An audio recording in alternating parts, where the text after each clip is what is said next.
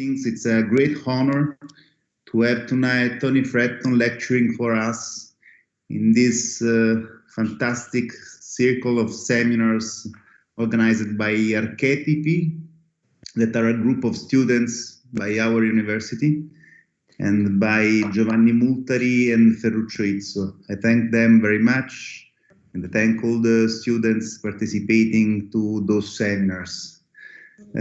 Tony Fretton is an amazing contemporary architect with a really great experience in designing buildings and urban spaces and master plannings all over Europe. His architecture is a sort of mix between the capacity to build buildings with materials and techniques and spaces, but also the capacity to talk with the urban context and with the space of people. His buildings are greatly inserting in the context with whom they dialogue fantastically, I think. And he has a great experience in residential and cultural buildings, and all over Europe. Mostly I've seen in Belgium, in Sweden, in Poland, and also, of course, in Great Britain, with very sharp design projects all over those countries. I think it's very important to have this kind of experience in this moment that we have to complexively rethink the space of our life and the space of our relations, because now I think it's very important mostly to understand how the architecture can react to a change that will occur in our governance of cities and of our spaces in the future. So I'm very curious and I'm very interested in how Tony can think about the change of the role of architecture in developing contemporary world. But also I'm very interested in his thought about the role of the architect.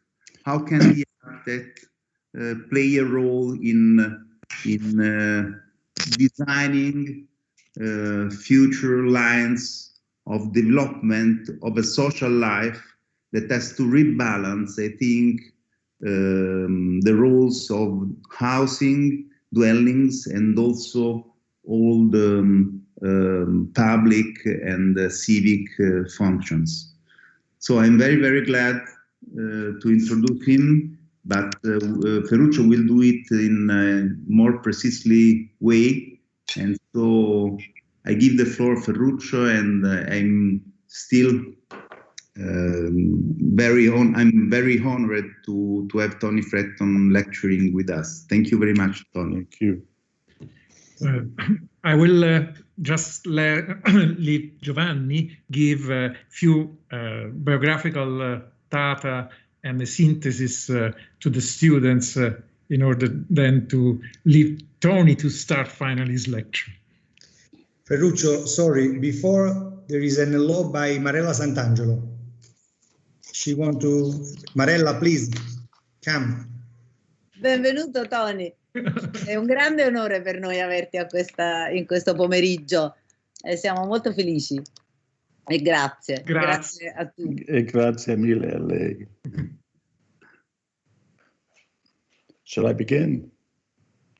Giovanni wanted just to give to the students a very brief practical notes on you, and then we can start. Sure. Okay. Well, good afternoon, Tony. Good afternoon, everybody. Tony Fretton was born in London's East End.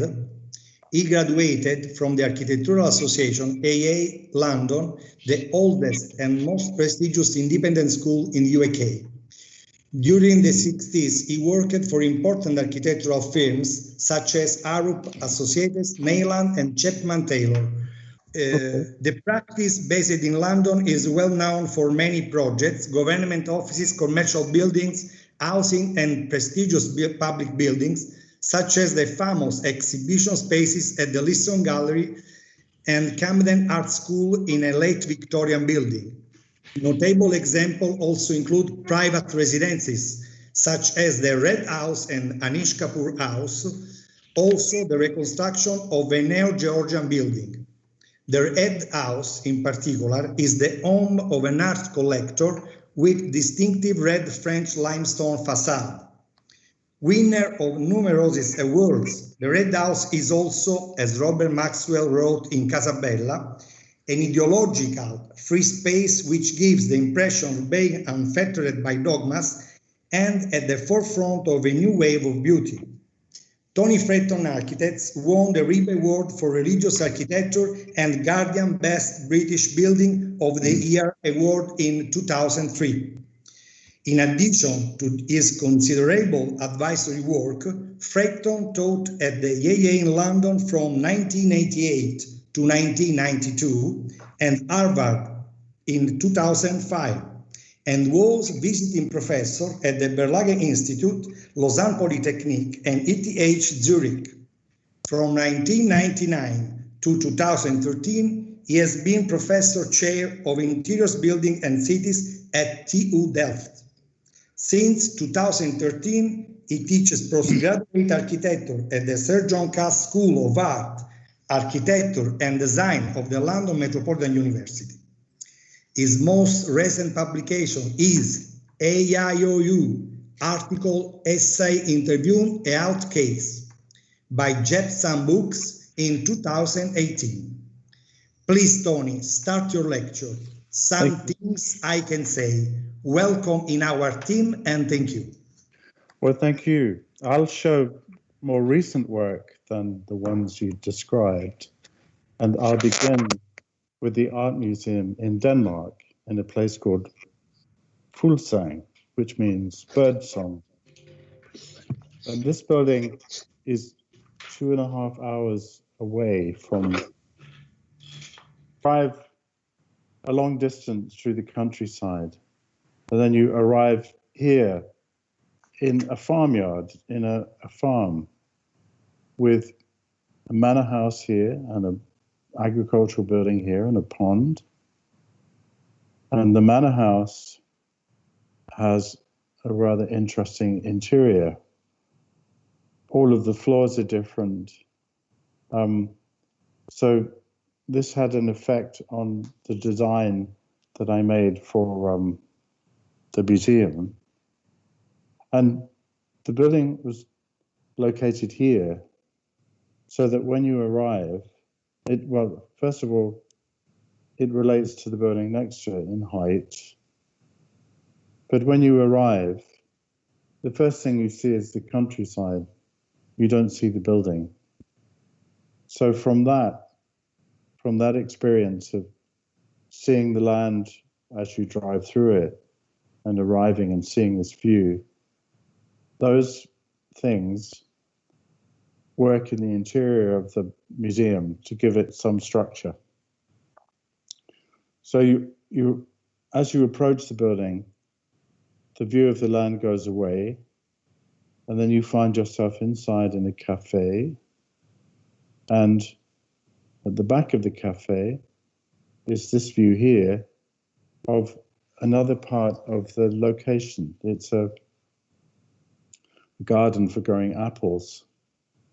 So you've approached through the countryside. The view of the countryside is given to you, it's taken away, and you come back into the building and another view is given. And then when you enter from the cafe into the gallery spaces, you can see the countryside again. And this gives you a sense of where you are, an understanding of where you are in the world, as well as where you are in the art gallery. And on this side here is a temporary exhibition space, a changeable space there's daylight coming through the ceiling, which can be adjusted so that you can have darkness and light. At one end you could have video, and the other end you could have painting. And then further along on this side, there are different galleries, because this collection of art is permanent, as we say in English. We knew what paintings would be on display, and we were able to make specific places for them. So this is a room for Impressionist paintings, and it has a different kind of light. And then going on the other side of the corridor are a group of rooms that look like this, which are made for smaller paintings. And they are joined together so that you have, in this gallery, you can find your own way through it. So it has a number of routes where you can choose to go through the museum. And at the end of that group of rooms is this gallery for sculpture, which, because it's not light sensitive, has a view of the outside. And then you come from that room back into the corridor, back into the central gallery, and you see this space, which is a room just for looking at the landscape. It never has any art in it. So between the gallery spaces, you can sit in this room and recover your sight, so to speak, and then go back and look at more pictures. And that room is like that. And from this distance, this building is very abstract, but it's no more abstract than this building here, this vernacular building. And here, this part of the building talks to that building in the field. So this building looks very simple, but when you look at it, it does many things. The next project is a town hall in Belgium, in a city called Deinze. And this is the entrance that lets you see the city. The building has two parts. It has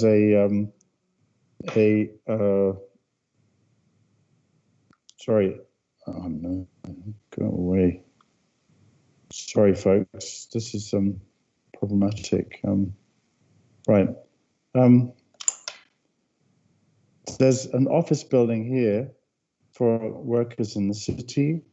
And then this is the council chamber, the place where politicians discuss politics. And both of these buildings are very visible. The council chamber lets the politicians be seen by people and lets the politicians see the people that they represent. And both of these buildings, sorry, I'm having a problem here. Yeah. So both of these buildings have a facade which keeps the sun off it because it's a low energy building. And this building is opposite the church here. So in a way, it makes an ensemble with the church as you walk into the town across this bridge. And from the other side, it talks to these more banal buildings in the city. And it's made of concrete and an Italian stone, in fact, stone that you often see in Milan. And these balconies, as I said, they shade the building from sun, so it has ventilation through the windows and lots of daylight.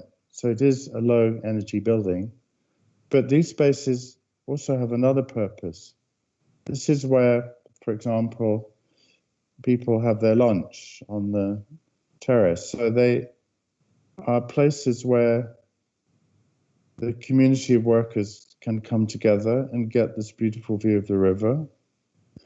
And there are also places, they provide places outside the offices. And an office really is a sort of prison. You work in it all day. You might go out at lunchtime. But here, the idea is that you can step outside through the store. Every workspace has an access to this balcony. On the balcony, you can have a private conversation, look at the city, smoke a cigarette. So it has some liberation to it. And it's a public building. These are children. They let, it's very open to the public. We asked if they wanted security, and they said no, they wanted the building to be owned by the people of Deinze. And the council chamber we see here looks at the city so that the politicians have a strong sense of the city that they represent. There are less secrets here. So these people can also see the politicians at work.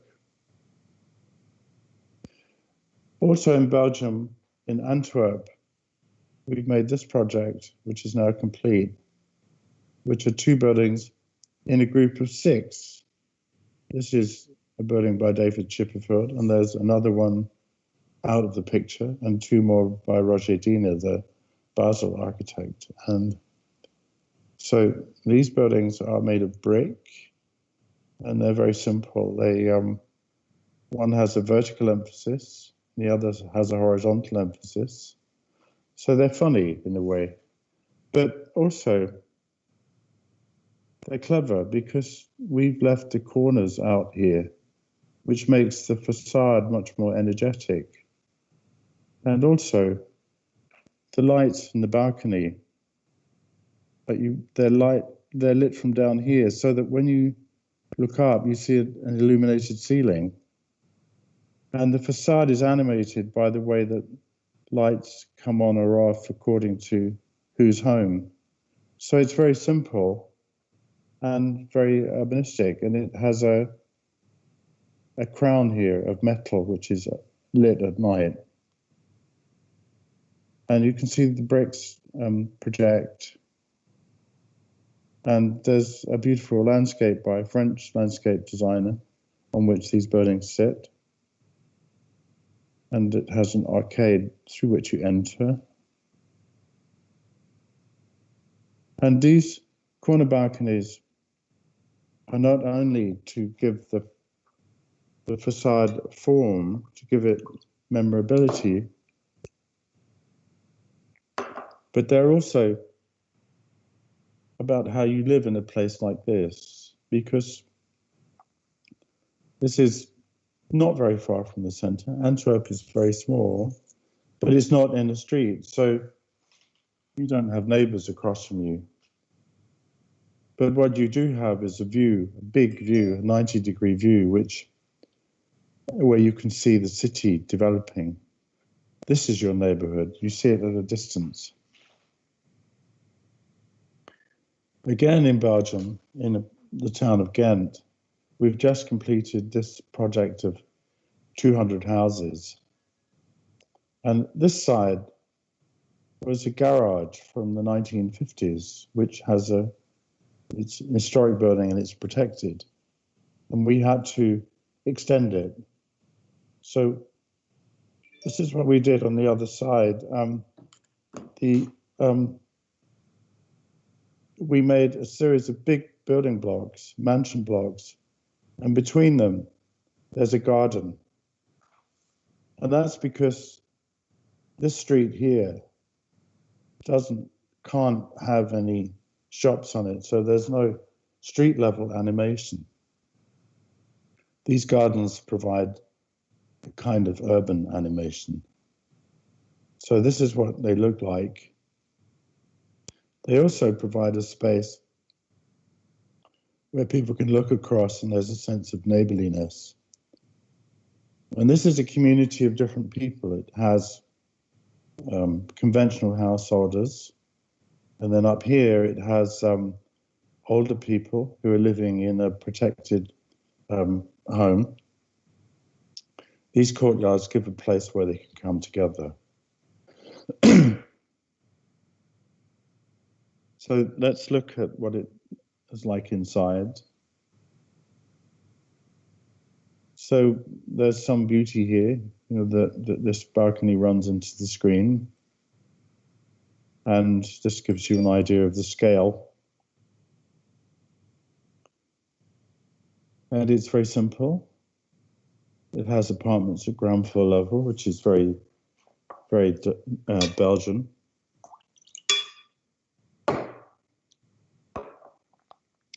But it also, this is the facade of the old building, which is hollow. It doesn't have any glass in it. And you can see there's real pleasure in our building, the buildings that we made, the new buildings, touching this facade. So that's what it looks like from the outside. You can see these windows are empty and some of them are full. So it gives the real change of emphasis as you walk along the street. And sometimes against that facade, there's an interior garden. It has an opening in the roof, but it's a sort of protected garden like this. And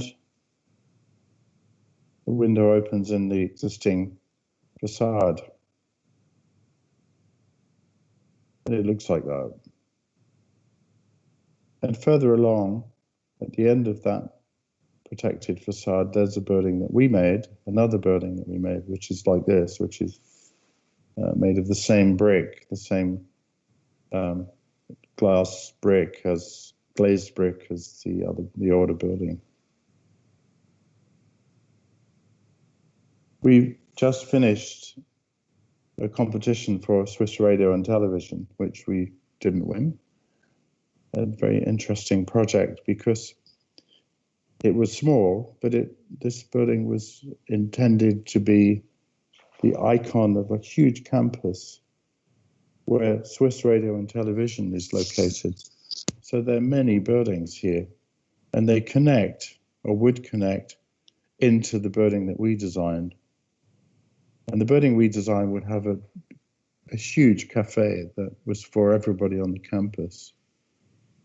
Floors and floors of spaces for journalists, a computer room, satellite connections, and then at the ground floor, a completely public place. Anyone can walk in here. There's a public cafe. It's it was intended to be very social.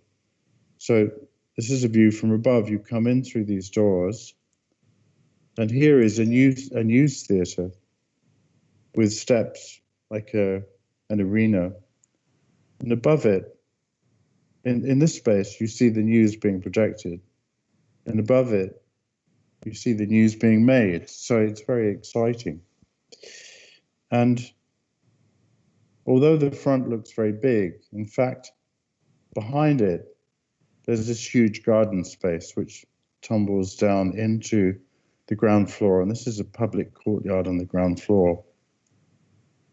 And this arrangement lets us have 3 working spaces, which are adaptable. In the television and journalistic world, everybody's changing place, groups are being formed. So all of this furniture would be movable.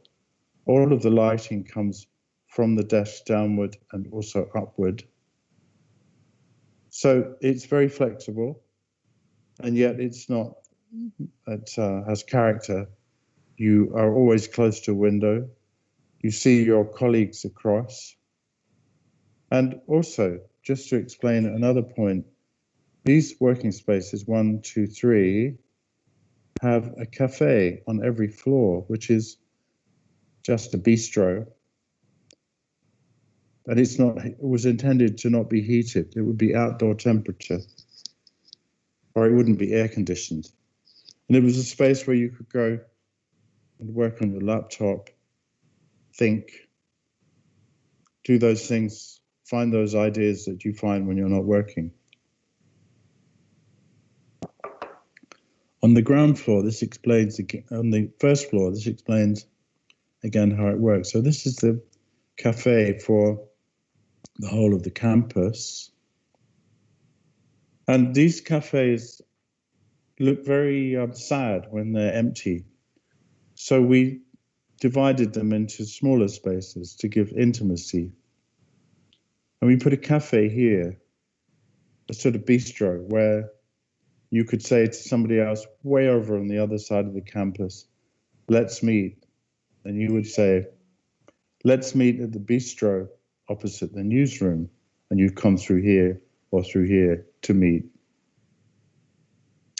And on the ground floor, as I say, you came in. This is a stadium for the news theatre. The entrance for journalists, and then a cafe here and a kitchen. And these will give you some feeling for the quality of the plans. In Switzerland, in a town called Neuhausen am Rheinfall, we're just making construction drawings for an apartment building with 50 apartments in it. And Neuhausen is not a particularly interesting place, but it's a tourist destination because of this wonderful waterfall. And the project that we have is just over here. And it's classic. This is the location. I'll show you the building in a minute. This is the location now. And it's a typical Swiss city. Swiss cities are surprisingly unplanned. And this is just like that. So you have small buildings and then bigger buildings. And then over here you have an industrial district of rather good looking factories. And we will replace that with a building that looks like this. But when we won this competition, we said that we would make an apartment building which had the scale and form of one of these factory buildings, like that. That's a drawing of that. So it would have a similar form, and it would have parts to it. And this part would be lower, so that that building that you see would still get south sun across the plaza. And it would look like this. You can see these guys get a view, and it has three parts. It's one building, it has three parts.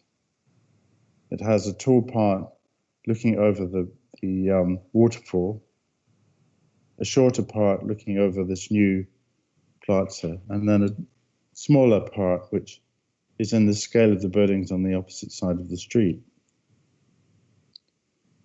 And it will be made of stucco. And if you have an apartment overlooking the plaza, the view would be like this.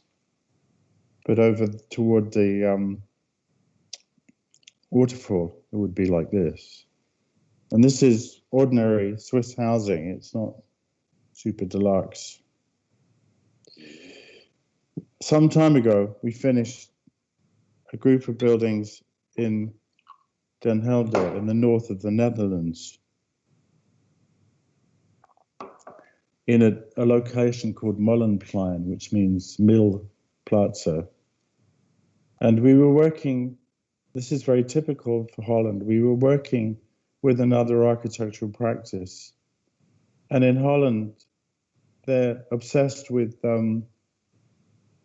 variety. So we had to, everything had to be mixed up. There couldn't be any continuous facades, because that's how Den Helder is made. It's very has a lot of variety. So this is one of our buildings. This is an Englishman's homage to Dutch architecture. A good brick, large windows, a tiny amount of stone, and a generous front door. So at an angle, it looks like this. And at the end, there are two buildings which frame the view, and a route up to them here. And then at the back, there's another canal. I should have said the first building, the first facades face a big canal, and there's a smaller canal at the back. And along it, there are smaller buildings, 2- and 3-person houses for retired couples, young couples starting a family, maybe one person working and having a business or a studio there. And then in between these two buildings, between the low ones and the back ones, it captures the view of the church, the existing church. So it really becomes part of Den Helder.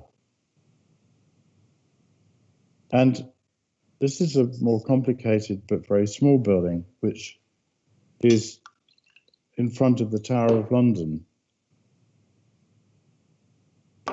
It's a restaurant, but not a tourist restaurant. It's a proper restaurant for people who are coming to see the tower, but also people from the hotel and business people from nearby. So this is what it looks like. And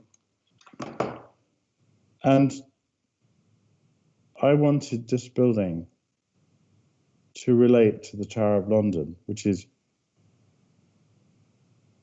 a bold move. So it's made of wood, a natural material like the stone of the tower. It's painted white, so it has a similar color to the Tower of London. And this part is one of those turned upside down. So there are connections with the surroundings, but they're not evident. And these metal elements, which are over the garden dining area, look like the boat sheds that used to be there. And on this side, it sits on what in English is called the moat. The moat was where a castle had water all the way around it. This is Renzo Piano's shard building in the distance. And when you're in the restaurant, you really see the tower. But on the other side, you see Tower Bridge, this very large and ugly and rather splendid Victorian bridge, and especially from the terrace outside. And in a strange way, this metalwork talks to the metalwork of the bridge. They're different, but they hold a conversation across space. This is the final project. It's the Kapoor House in London. It occupies the ground floor and deep space at the back of an apartment building, which is above here.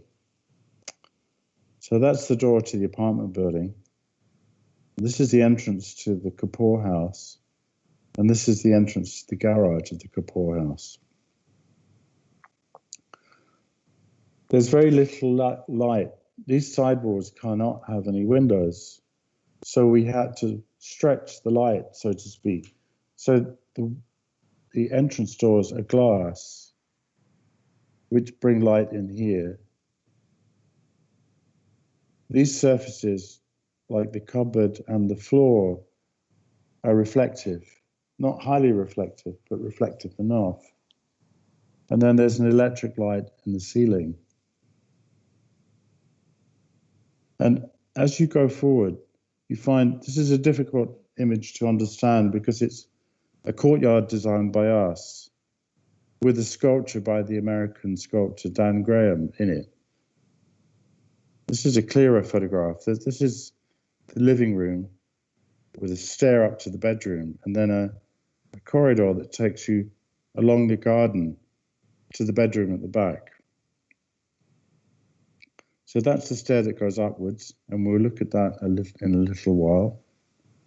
And that's the other side. This is an Anish Kapoor sculpture. So you walk along here, and you find a garden. So there's a courtyard behind you bringing light in, a garden that brings light in, and also there's light coming through the ceiling.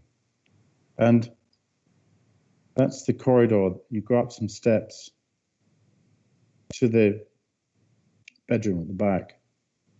And this bedroom is lifted, and I'll show you why in a minute. But that's the garden, which is now deeply wild. It's been there for some years now, and it's extraordinary. You come in from the city, and you're in an exotic and different place. So a view back from the bedroom. The bedroom is like a little house. This is the parents' bedroom. The children are up in the other house. And there's a staircase down here, which takes you to a bathroom underneath the garden. So that's the garden there. So if we go back again, we go up this staircase here, up to a landing. You find a courtyard here. And all of this floor is glass, so light comes in through the ceiling to light the space below. And this is the only facade. This is the back facade. That's the bedroom. The garden is in here, and these are the children's rooms. So this is the end. Thank you very much.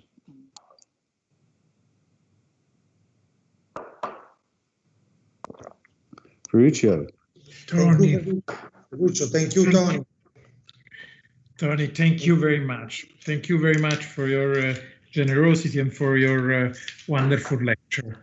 I think it has been a great lesson for us and for our students. I have to tell my colleagues and the students that I have had the privilege of knowing Tony for so many years. He has always been a very generous person. The first time I met Tony was more than 25 years ago.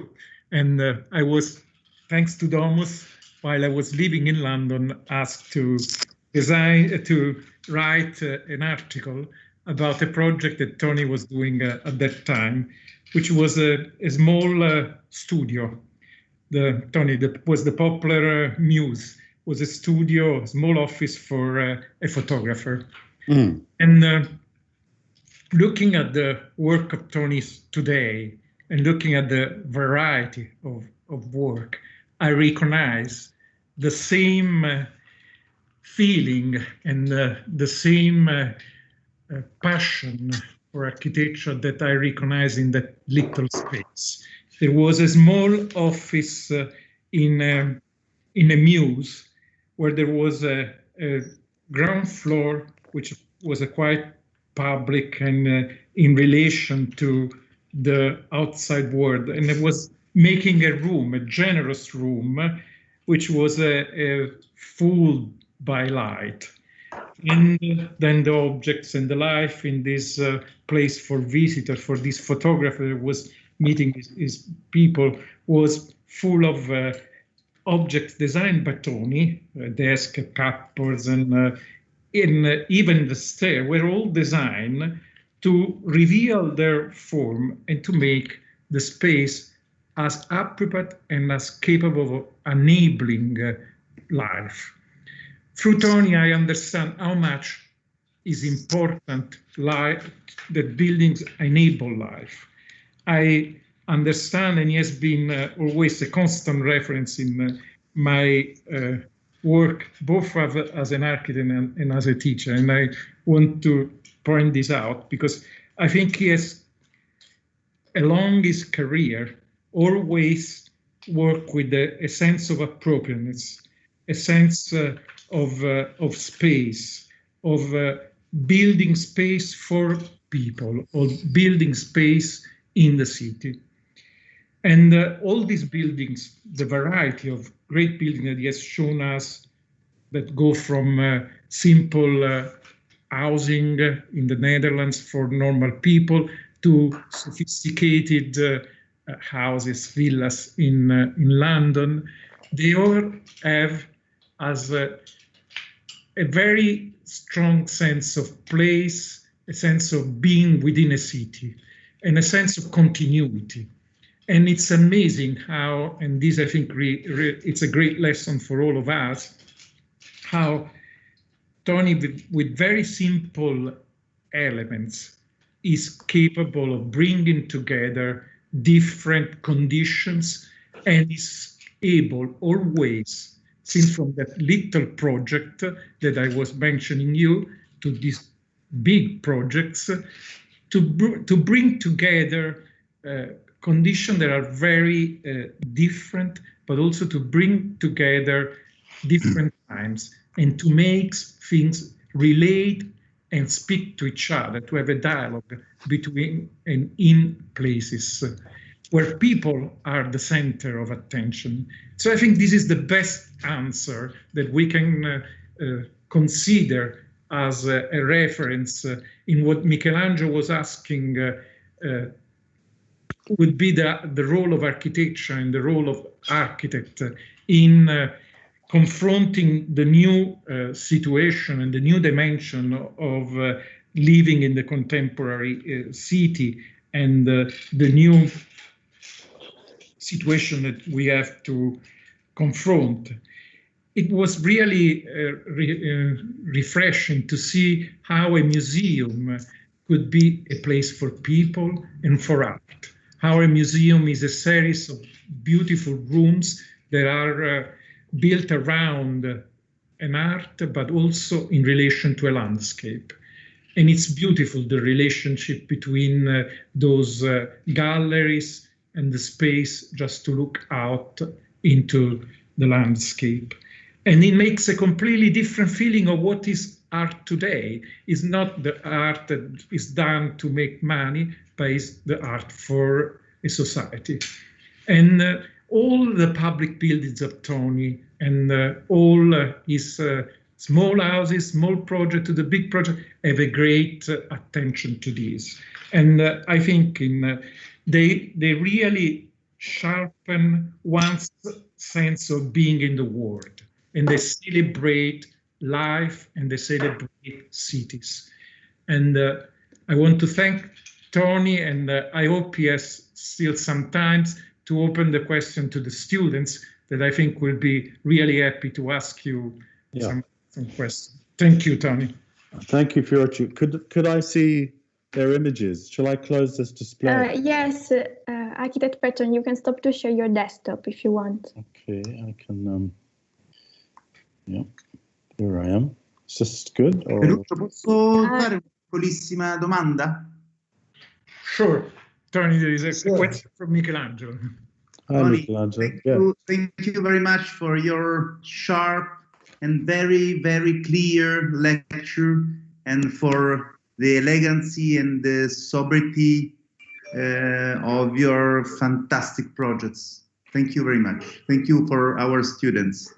And I would like to explicit maybe more my question of before. I'm very curious, I'm very interested in your testimony on how you in Britain are experiencing the crisis, and if your city is enough resilient to resist this kind of unprecedented and unexpected risk of pandemic.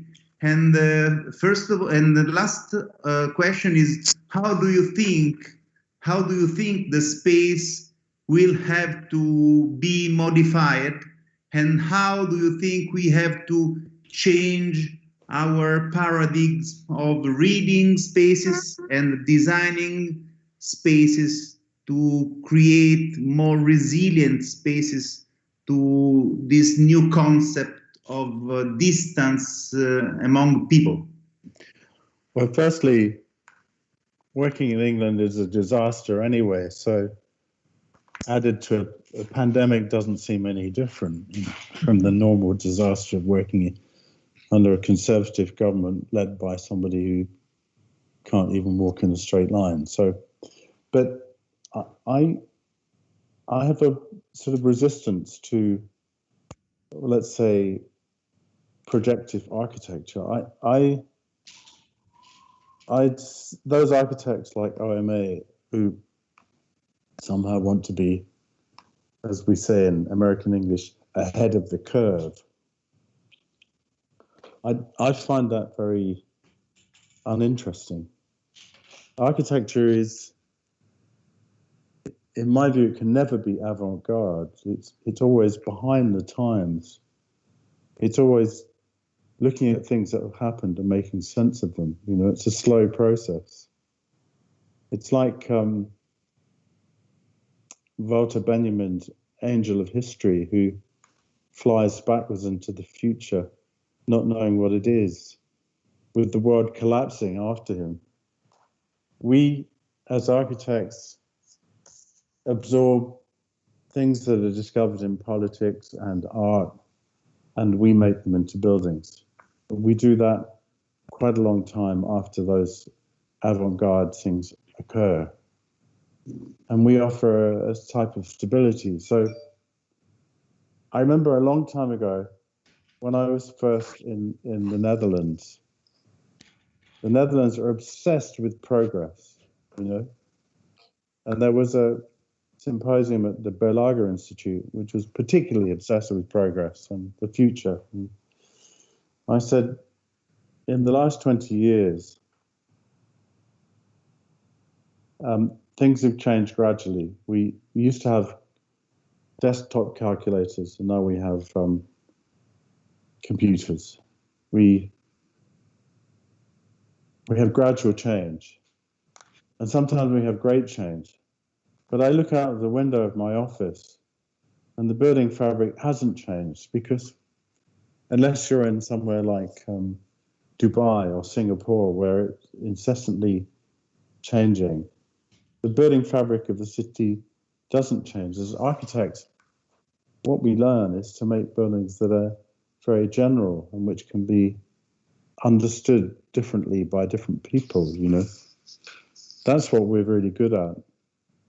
I remember a story when I was in South Africa, and a South African left-wing architect told me that when the government house in Johannesburg and Cape Town was built, the Nationalist Party politicians stood in front of it and said, "This is a symbol of South African white nationalists." And then sometime later, the African government, and you know, I've forgotten the name of the famous politician that became president of South Africa. Why can't I remember his name? Pardon? Mandela stood in front of it. No, that's right. The story is that when the British were in South Africa, they said, this building is an example of fine colonialism. And then the nationalists stood in front of it and said, this building is an example of South African nationalism. Mandela stood in front of it and said, this is an example of a building that will bring everybody together. So the buildings, they have to have a certain kind of stupidity, you know. There's a great statement by the composer Stravinsky, where he said, music is too stupid to say anything but music. And in a way, architecture, it sits there and is ambiguous, you know. All physical objects that we use are ambiguous. Your bicycle might be the same make as mine, but to each of us, it's individual, you know. My iPhone, which keeps ringing, is looks like everybody else's, but to me, it's individual. And there's a miraculous ability of physical objects to be ambiguous. If you're a scientist, you want to limit the amount of ways that your propositions can be understood. If you're a maker of objects, architectural objects, they're prolific in meanings.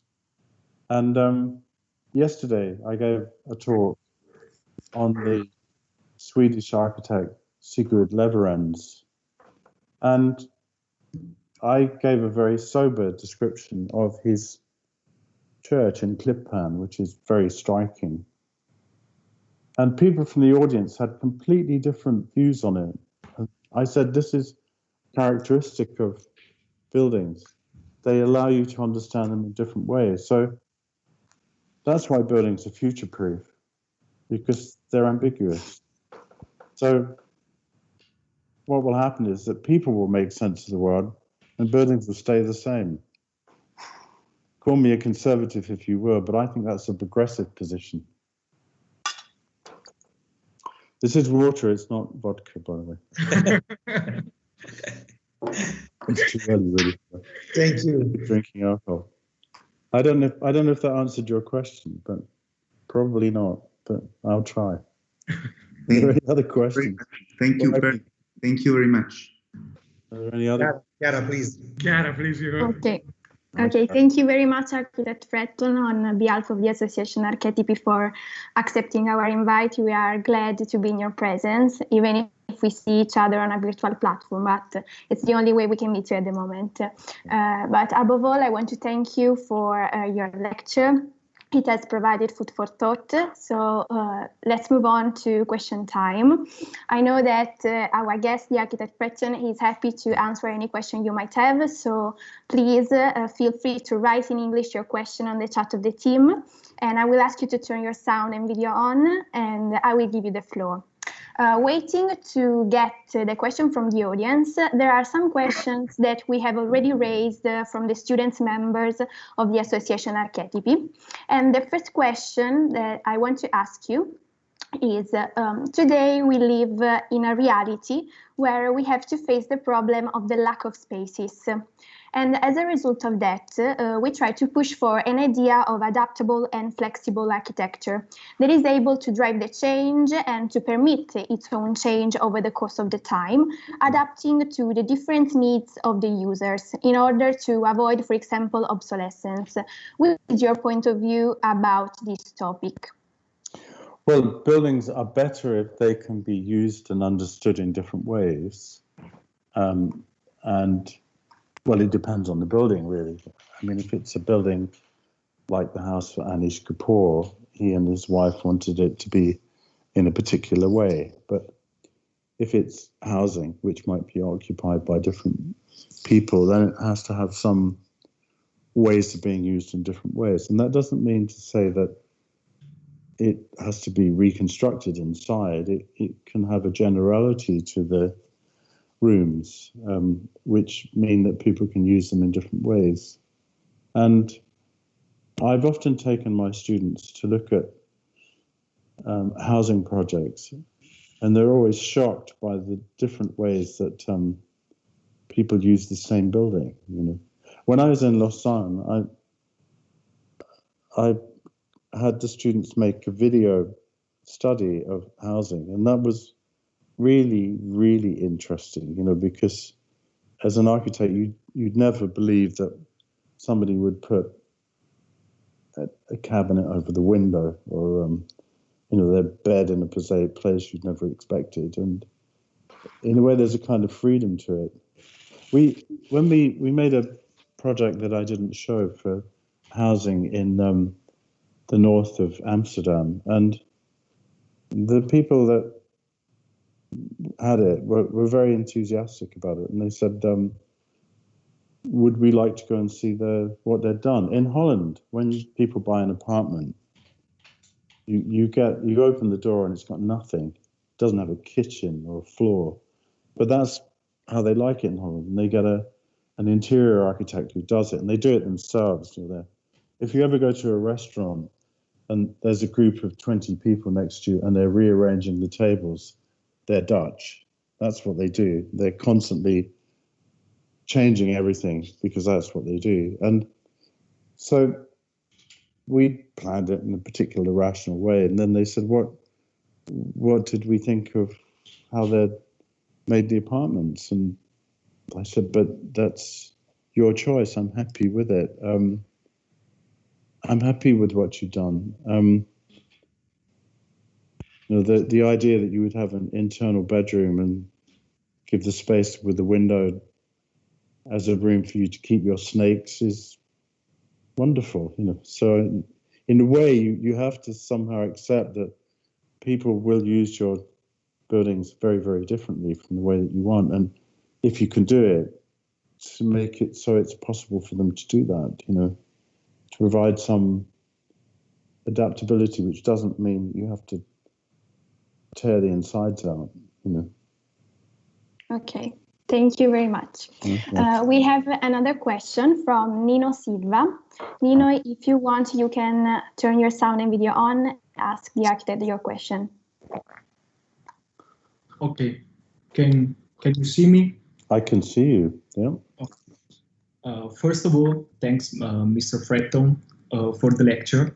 But yeah. I have a question, because you showed us a lot of buildings.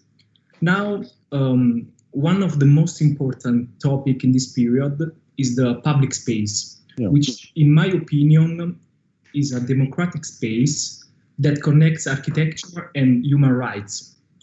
Put the collective space at the center of the urban transformation means create a relationship with a contemporary housing quality, which is based on community civic life. Define past consideration that looked at the open space only as an opportunity to build individual places, ignoring that it could offer a new urban identity. What role does this topic have in your idea of architecture? Well, I have to confess I've never built a public space. I built buildings at the edge of public spaces that existed or I've energized through my building. So I've never been given a public space to design. It's always an outcome of me making a building. So actually it's a very, very difficult subject because, for example, if it's an interior space, a shared space in a housing project, you'd have to know who was going to live there. You'd have to know if there would be any activists who would engage with that space, because there's a sort of myth that we have as architects that somehow just by making space we can make social things happen, but it's much more complicated than that. It involves management and agreements and things like that. So that's why in a way, I work with spaces that exist and that already have some kind of life, and I add to it. So the street outside the Listening Gallery is energized by the building that we make, and the area by the river in front of the two arms, between the two arms of Deinze, we don't make it an active public space. We make it an agreeable public space. Make it a space where you might see a city official standing outside having a conversation, or you might see somebody going into the building. So it's very, very simple urbanistic conditions. And also being next to the river is a huge advantage because the river is very beautiful, and we all respond very strongly to water and to rivers. Somehow it's very natural. So I don't have an answer for this. And if I look at the Danish designers like Jan Gehler or East, this practice that works in England, who I know, I don't really understand what they can do, and I respect what they do, but I don't know if they actually can deliver it. Can they make urban spaces which are wonderful, which people feel something for? I live in a part of North London which is a bit like Brooklyn or Queens. It's poor. It's a mixture of left-wing intellectuals, alcoholics, working people, And when I first moved there, I thought, what am I doing here? You know, it's a mess. The architecture's terrible, but it's fantastically vital. There's a shop where you can buy anything. You can buy a pot of paint or, a mouse trap. And in a way, you can't really create that as an architect. It's the chemistry of all of that's really difficult. So I think all I can do is respond. You know, I can respond to situations that already exist. And I'll go back to what I said earlier. I am not a sort of futuristic architect. I'm a backward-looking architect. You know, I try to sense things that make sense over a long period of time. I've called those things the rudiments of behavior, the ability for people to meet, to see each other.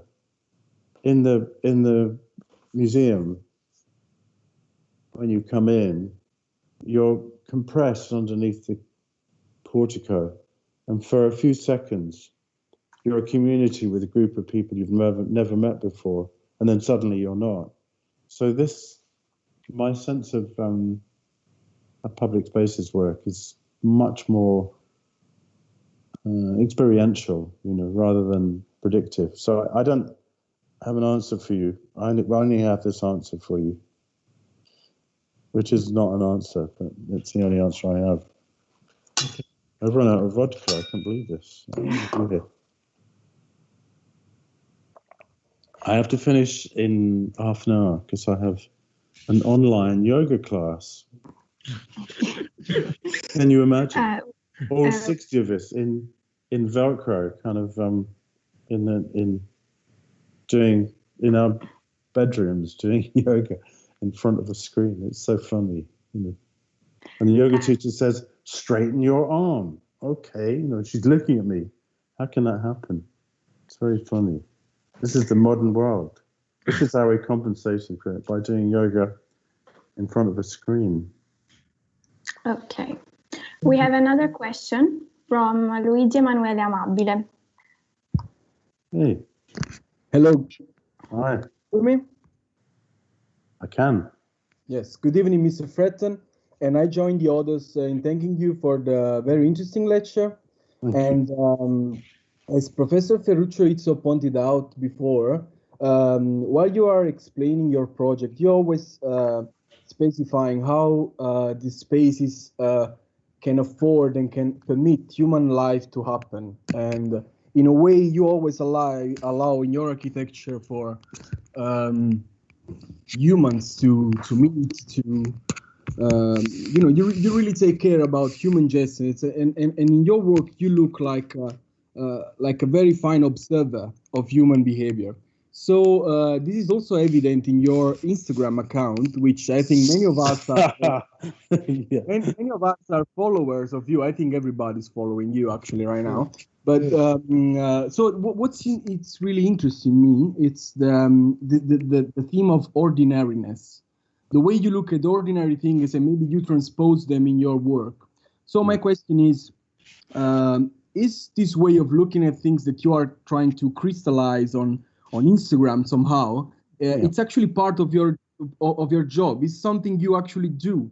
Yes. Is it part of your architectural design process? And do you think it is useful for us students, which are in our learning phase? I'm actually a PhD student right now, but there are many younger students among us. And I wanted to ask if you think this is a good way to try looking at things and to transpose them in the architectural process. Thank you. Thank you. It's always good to look.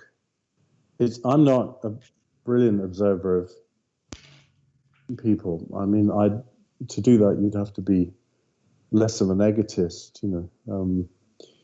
But I see things. And the other thing to say is that for me, nothing is ordinary. Every physical object is interesting. Some are more interesting than others. So for a long while, I used to photograph things like bus shelters. And my former student said, "So why are you doing this?" And I said, "Because they were designed by somebody like you or me, but we've forgotten it." So the anonymous object, somebody sat in an office and cared for it. Somebody loved it into existence. And I can't really ignore that. You know, I think all of our fellow designers need to be loved too. And sometimes when I look at things that I see and put on Instagram, they're naturally bad things, innocently bad things that builders do. And that's fascinating too, because when we think as architects, we forget that we're a tiny part of the making of objects. And so for me, the making of objects includes things like knitting and do it yourself, and fixing your car, painting your car a different color, growing your garden. And I'm not being unduly socialist here. I'm fascinated by the way that we as human beings have to make and do and touch things, you know. And it's not a scientific study, it's a different kind of study. And I'll say this, that quite recently I've been asked by a researcher in CAS if I would participate in a discussion about the relationship between theory and making. And for a long time, I think architects were ashamed of just designing things. They thought it wasn't adequate.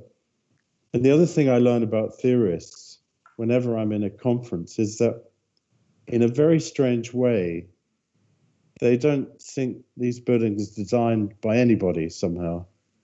In fact, to most theorists, architects are like ants or beavers. We're creatures that do things that don't have to be spoken to, you know. And I think it's time that we talk about the nature of design, the nature of making things. And it's not,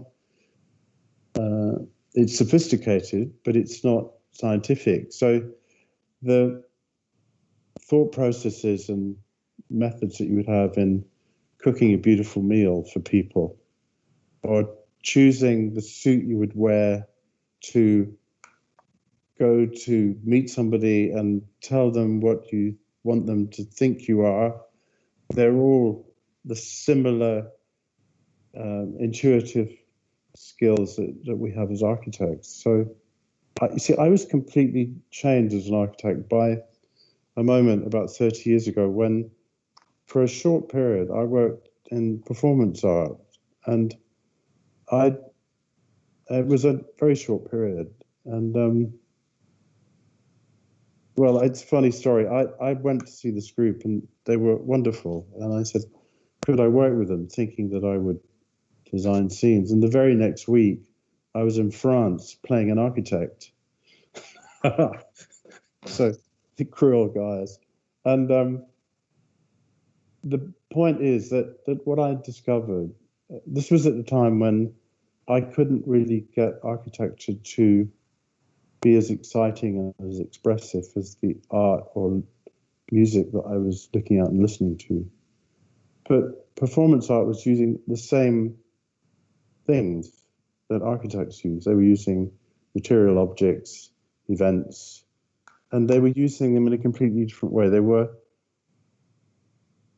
producing action on the stage, but also looking at events and things from the perspective of conceptual art, which means that somehow the way that those things came into being, the cultural forces that bring them into being, were alive in those objects.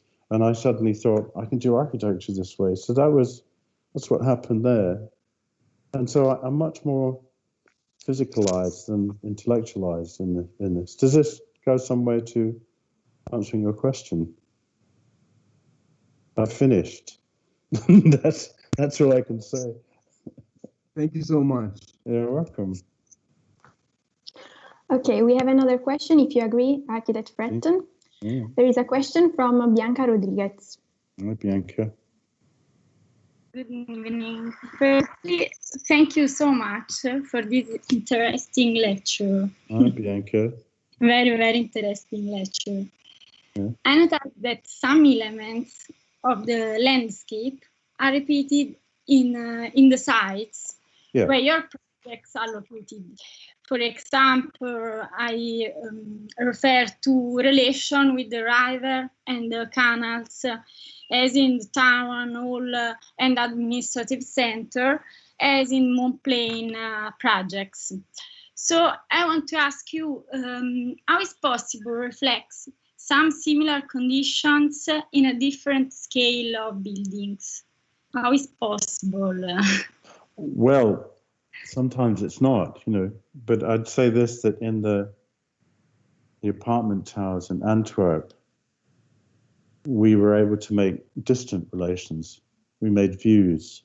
So from your corner balcony, you'd see the city changing over a period of years, and that was your neighborhood. In the museum, I hope, and this is just my hope, that people who are sitting in that room looking out to the fields will understand that the fields are not natural.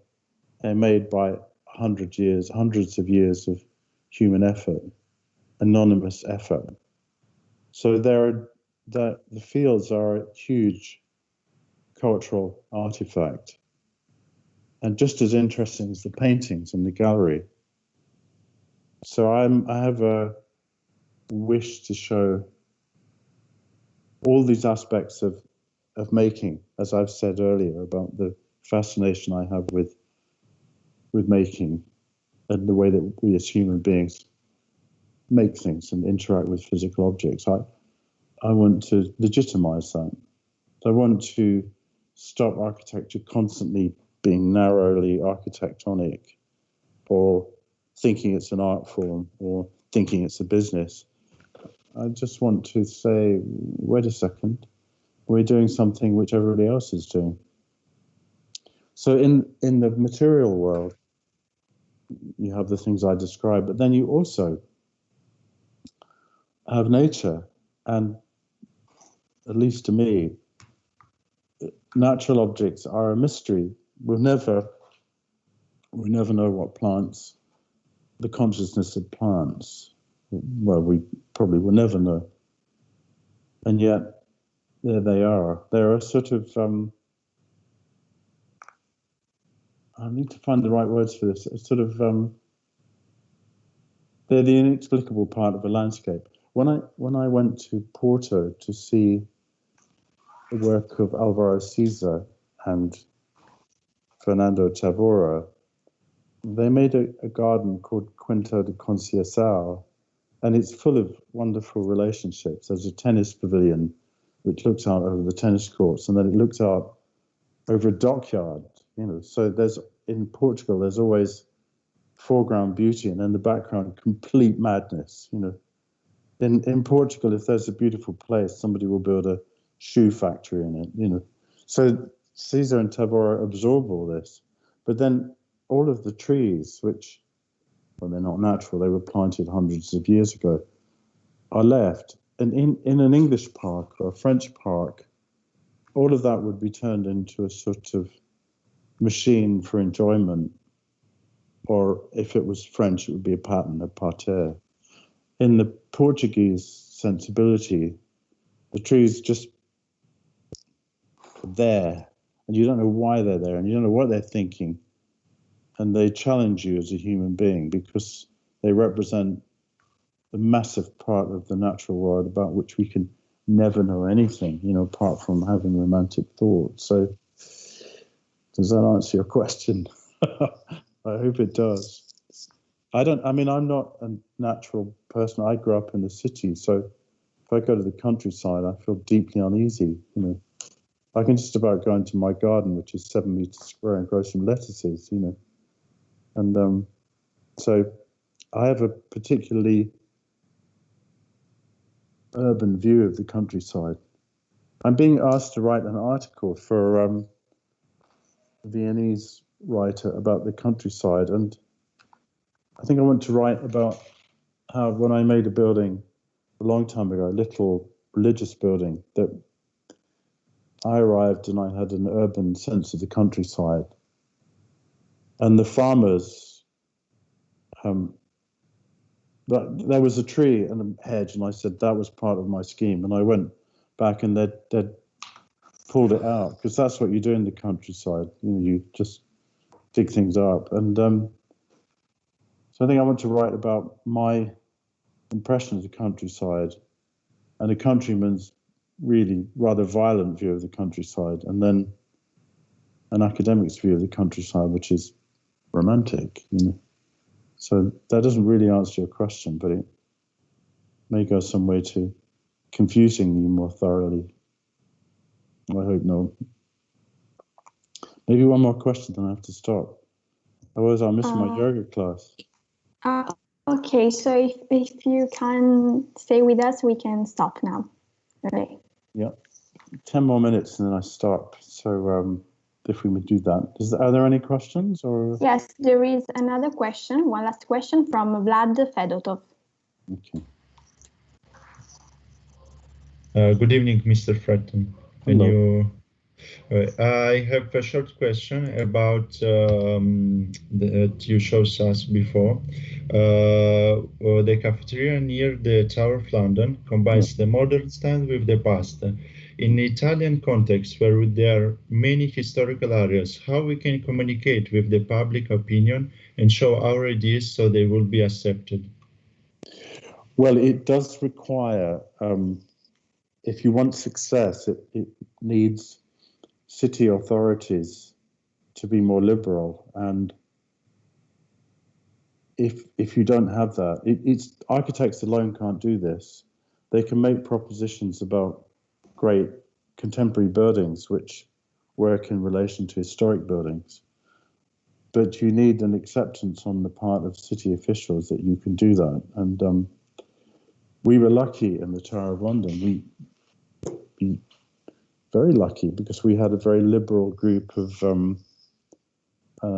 people from the group called Historic England, who you can imagine what they're like. They have little round glasses and tweed suits, and when I met them, I thought, what am I going to do? And usually, you in English we say you play your cards very close to your chest, and you don't give very much out. And I thought, I wonder if I said exactly what I was going to do, I wonder what would happen. And I said, I'm interested in Frank Gehry's buildings from Los Angeles in the 1970s, where it's a series of assemblies. And they said, that's very interesting. So it was a kind of miracle that we did it. And then when we finished the building, the Historic England had their Christmas dinner in the building, and then wrote that it was a fine example of how you put a modern building in an historic context. And then about 2 years later, we were making a neo-Gothic building. I haven't shown it to you, but can you believe this? We made a neo-Gothic building, and it got completely trashed by the municipalities who hated it. So I don't know. You just keep doing it, and then one day you get it right, Thank you. It's really a bad answer, but it's like a true answer, You need enlightened city officials. You really do. And you need city officials with courage, and we don't have much of that in the UK now. City officials are either, they've just become apparatchiks, who just do what they're told, or if they have imagination, they're just sat upon. So we have it's not wrong to say we have a crisis of official courage, I think. But you do it, you keep doing it. You keep doing it until you get one built. No, we would show them the cafe in front of the Tower of London to the people who destroyed the other building, and they would say, well, we wouldn't do that in this borough. And you think, So I don't know what you can do with that irrationality. We made a building in Holland in a fantastic location to replace a classic house that had been destroyed in the Second World War. The Canadian Air Force had dropped bombs on it, thinking it was the SS headquarters, but it wasn't, and so very sadly it disappeared.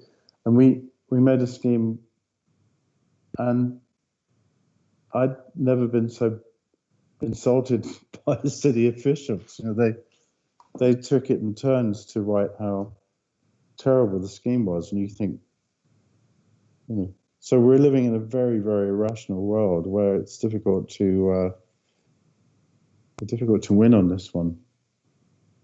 We often try to play to the crowd a bit more and get the intelligence in the building to be discovered later. But,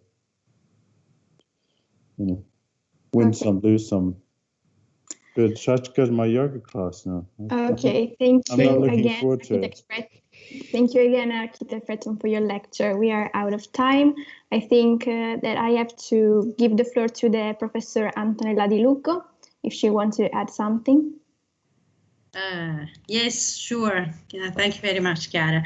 Just a few words to thank you again for your lecture. And it's been really an honor for us to hear about your architecture and hear about all your reflections about architecture. I want to thank very much Ferruccio and Giovanni and all the students for organizing this meeting. I think it's a very great occasion for all of us and for the students to hear about architecture. And I would say with a capital A, architecture, from the voice of the one that designed them. And I can see that the students are very interested, and I thank you for the chance you give them to ask questions and your very generous answers that you talk with them a lot. And just a few words about your work, because I just want to underline what Ferruccio said about your capacity to build amazing architecture just with simple elements, because it's true this. And I would say that it's very easy to complicate things, but it's very difficult to simplify. So it's and really thank you very much for showing us and telling us all about it. And then I want to thank you also for ending your presentation with a drawing, because I think drawing is the first thing. It's the way you think. It's the way you can make up visions of new worlds and new way of looking things. And so thank you very, very much. It's been really a great pleasure to meet you and directly and to spend some time with you. That's all. And thank you for the students, Ferruccio, and everybody. Thank you. Thank you. Tony, thank you very much. And we hope that you can come back to Naples soon. And it has been more than 3-4 years that you haven't come. To give a lecture in the school or to be in a jury would be very nice. So we look forward to seeing you as soon as possible, as soon as all this difficult time will pass. Well, that's kind of you. I mean, I'd be happy to go walking in Kentish Town as well, you know, but I would be happy to make a jury online if you wanted, or that would be great. No, I can do this. I can do tutorials online and things like that if you want. So I'm very happy to do that. Thank you very much. You're always too generous, and thank you for giving us your time and for this beautiful lecture. Great. Well, thank you all, and be well. Thank you, Tony. Bye. Bye. See you soon. Bye. Ciao. Great pleasure to stay with us. Thank you, Tony.